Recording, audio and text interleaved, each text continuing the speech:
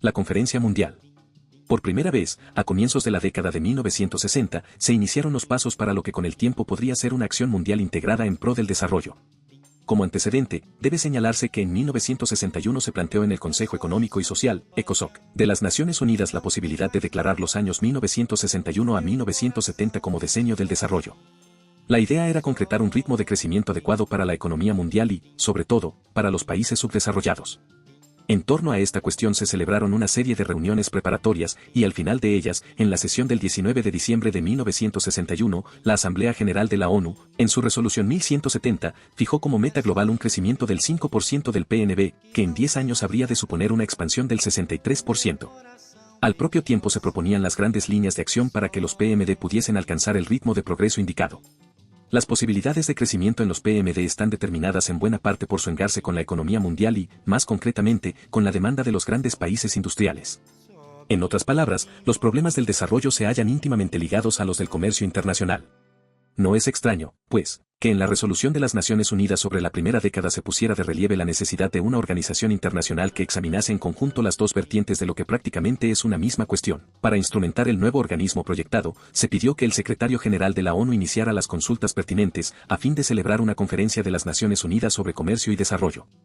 Esta solicitud siguió el oportuno proceso, a pesar de que la idea de una organización internacional de comercio no era muy atractiva para los países industriales, que ya contaban con el GATT como foro internacional a tales efectos.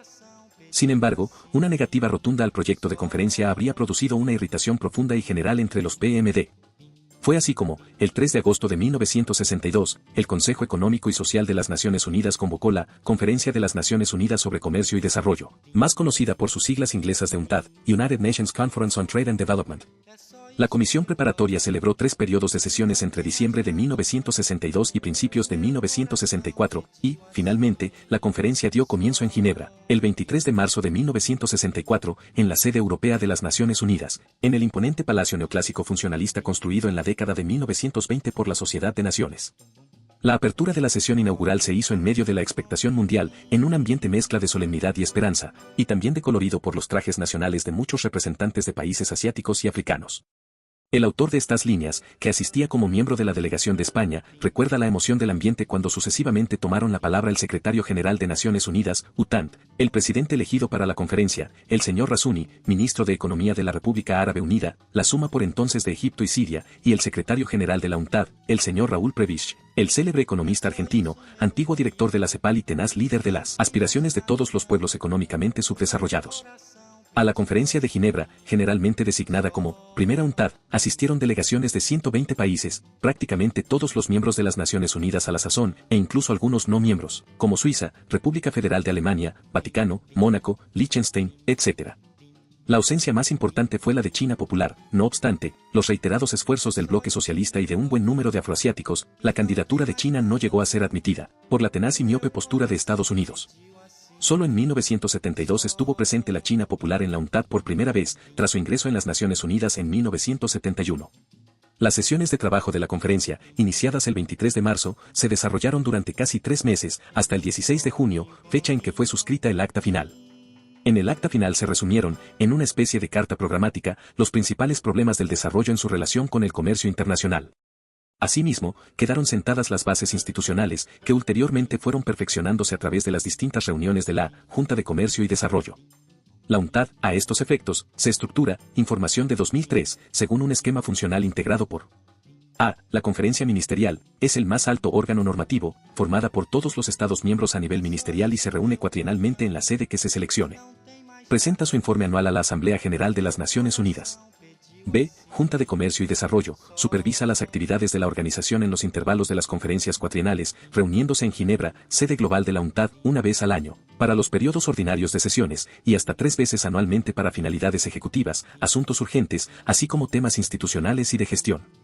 C. Comisiones. En la Junta de Comercio y Desarrollo funcionan 3 comisiones, que se reúnen una vez al año. Son las siguientes: Comercio Internacional de Bienes y Servicios, y Productos Básicos.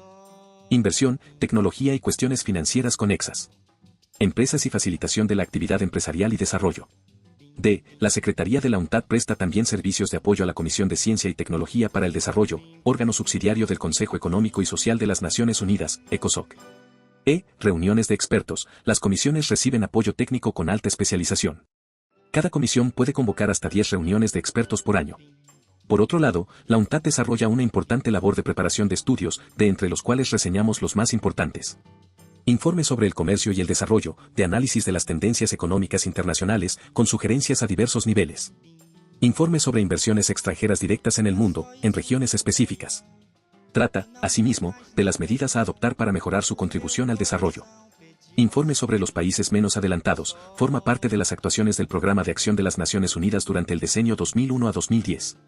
Incluye el detalle de las medidas conducentes a reducir a la mitad la proporción de seres humanos que viven en condiciones de extrema pobreza, a más tardar en 2015. Manual de Estadísticas de la UNTAD. Se trata de una recopilación general, muy útil para el análisis del comercio y el desarrollo internacionales. Se ofrece también en forma de CD-ROM y en línea. Informe sobre comercio electrónico y desarrollo. Es un trabajo para individualizar los retos y perspectivas del comercio electrónico tipo B2B en el proceso de desarrollo. Informe sobre transporte marítimo, expositivo de tendencias como las distintas áreas geográficas. Base de datos Trends, contiene un amplio sistema de información digitalizada sobre diversas medidas de comercio como barreras arancelarias y no arancelarias. Comprende datos relativos a 119 países y puede obtenerse en CD-ROM.